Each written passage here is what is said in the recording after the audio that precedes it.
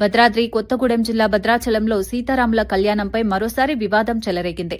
గతంలో నుంచి కొనసాగుతున్న రామనారాయణ అంశం ఈసారి కూడా చర్చనీయాంశంగా మారింది. 2012 సంవత్సరం నుంచి వైకుంఠం నుంచి దిగివచ్చిన రామనారాయణుడిగా పేర్కొంటూ కళ్యాణ తంతు నిర్వహించడం ప్రారంభమైంది.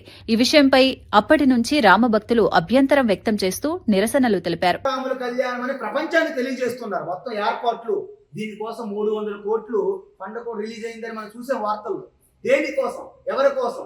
అక్కడ శ్రీరామనవమి రోజున రాముడికి కళ్యాణం జరగకపోతే దేనికోసం అండి బడ్జెట్?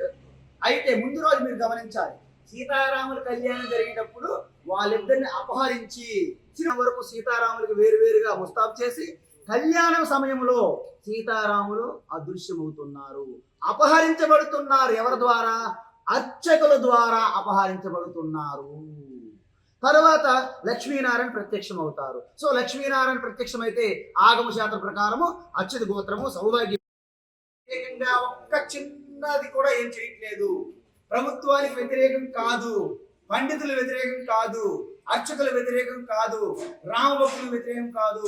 అందరికీ సమ్మతమైనటువంటి శాంతియుతమైనటువంటి ఒక ప్రార్థన ఏంటంటే ఈ భద్రాచల క్షేత్రంలో సీతారాముల కళ్యాణం జరపండి, వారికి సంబంధించిన పేరు గోత్ర ప్రవరులతో జరపండి. మాకు ఎటువంటి ఇబ్బంది లేదు, మేము మీకు ఎటువంటి ఇబ్బంది పెట్టము. మీ ఇప్పటికి కూడా శాంతియుతంగా ప్రభుత్వాన్ని వేడుకుంటూ ప్రభుత్వానికి వ్యతిరేకం కాదని మనసారి తెలియజేస్తూ ఇక్కడ పార్టీ మిత్రులందరికీ కూడా ఆ శ్రీరాముడి యొక్క శుభాకాంక్షలు, ఆ శ్రీరాముడి యొక్క కృపా కటాక్షలు, ఆశీర్వాదములు మీ అందు ఎల్లవేళ ఉండుగాక. అదేవిధంగా రాముడు ప్రాణ జయే పర్ వచ్చిన జయే, ప్రాణం పోయిన మాట తప్పను అనేటువంటి ఆ పితృవాక్య పాలనతో వచ్చినటువంటి శ్రీరామచంద్రుడు మర్యాద పురుషోత్తముడు అయితే మర్యాద పురుషోత్తముడికి మనము అమర్యాద చేసినట్టు అవుతుంది. కాబట్టి దయచేసి ఎప్పటికైనా సరే అయిపోయింది అన్ని పక్కన పెట్టి సీతారాముల కళ్యాణం అని చేయమని అడుగుతున్నారు. ఎక్కడ అడుగుతున్నారు?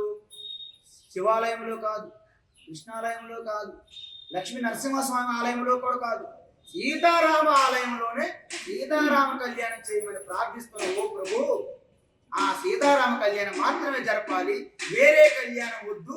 అలా జరిగితే రాష్ట్రానికి కూడా అరిష్టమని మరోసారి గుర్తు చేసుకుంటూ జై శ్రీరామ్.